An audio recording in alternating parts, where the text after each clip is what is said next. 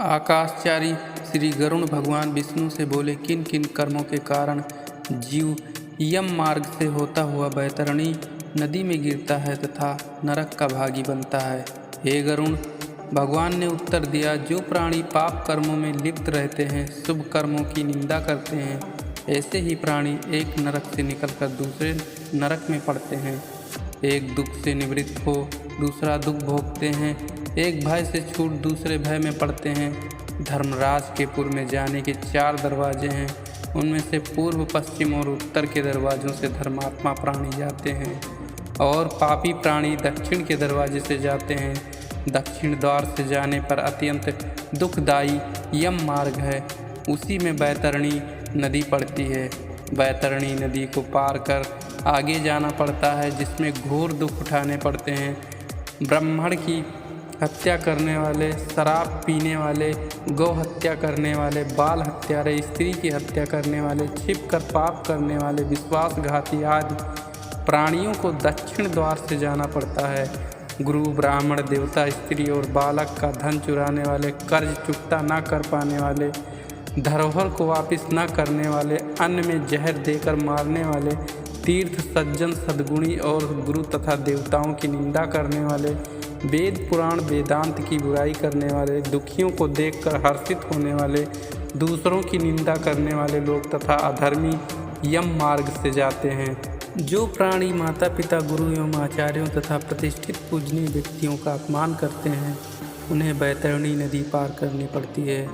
जो पतिव्रता नारी को छेड़ता है, जो दान देकर वापस ले लेता है, दूसरों की आजीविका पर लात मारने वाला, यज्ञों में विघ्न डालने वाला, भागवत कथा एवं रामायण कथा को दूषित करने वाला, गौशाला भूमि पर अधिकार करने वाला पापी बैतरणी में गिरता है।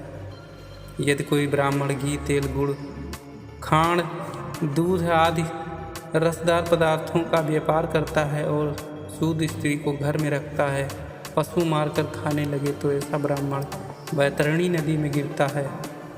जो ब्राह्मण संध्या सेवा पूजा पाठ नहीं करता, मांस मदिरा का सेवन करता है, शास्त्र आदि धार्मिक ग्रंथों का अध्ययन नहीं करता, वो तो बैतरणी नदी में अवश्य गिरता है।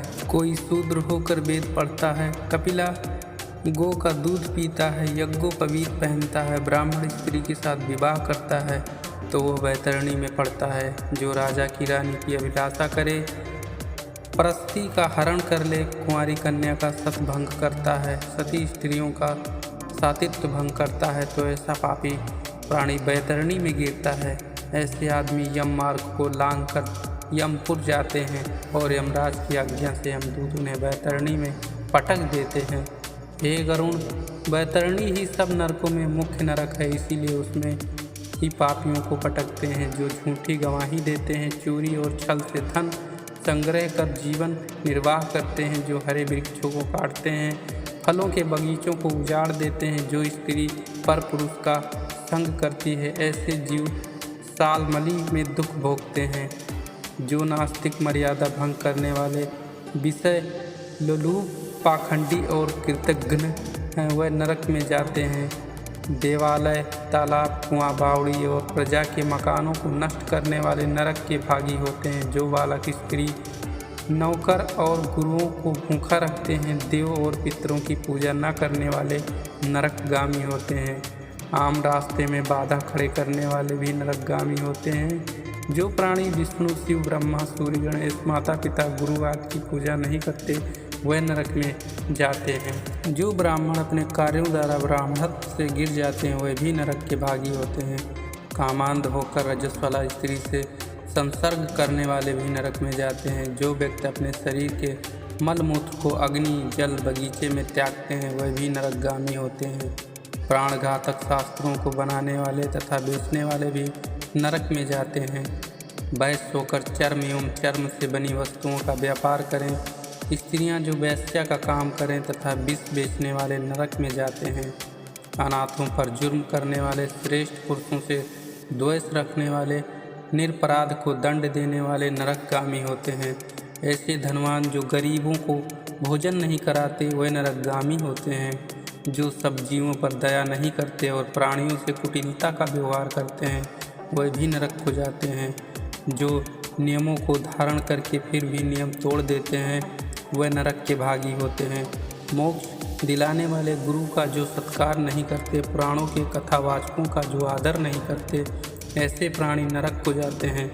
मित्रद्रोही, प्रीति को भंग करने वाले, आशा को भंग करने वाले पापी नरक को जाते हैं। देव यात्रा, विवाह, तीर्थ में जाने वाले को जो लूटता है वो घोर नरक में जाकर बसता है, वहाँ से वो कभी नहीं लौटता। घर, गांव या वन में आग लगाने वाले को यमदूत अग्निकुंड में पकाते हैं। उनका सारा शरीर जल जाने पर वह जब यमदूतों से क्षमा की याचना करते हैं तब यमदूत तलवार के पत्तों वाले वन में ले जाते हैं। वह पत्ते तलवार की भांति तीक्ष्ण होते हैं, उनके पत्तों से अंग कटने लगते हैं। पानी मांगने पर यमदूत उन्हें तेल की गर्म कढ़ाई के आगे खड़ा कर देते हैं और कहते हैं, लो इसे पीकर प्यास बुझाओ। उसे पीते ही उनकी हथेलियाँ जल जाती हैं और वह गिर पड़ते हैं। इस प्रकार हे गरुण, पापियों को नरक यातनाएं भोगनी पड़ती हैं। ऐसे जीव महाप्रलय तक नरक का दुख भोगते हैं। महाप्रलय के बाद नई सृष्टि की उत्पत्ति होने पर उन नरकवासियों को फिर नरक में उत्पत्ति होती है। यमराज की आज्ञा पाकर फिर वह पापी जीव पृथ्वी पर आकर स्थावर आदि की योनियों में जन्म लेते हैं। वृक्ष, गुल्म, लता, बेल, पर्वत आदि न चल सकने वाली स्थावर योनि कहलाती है। इस प्रकार ये देव निर्मित कीड़े, पशु, पक्षी आदि, भूचर, नभचर तथा मछली, मगरमच्छ आदि जलचर आदि 84 लाख योनियों में जन्म लेकर घूमते फिरते मनुष्य योनि को प्राप्त करते हैं।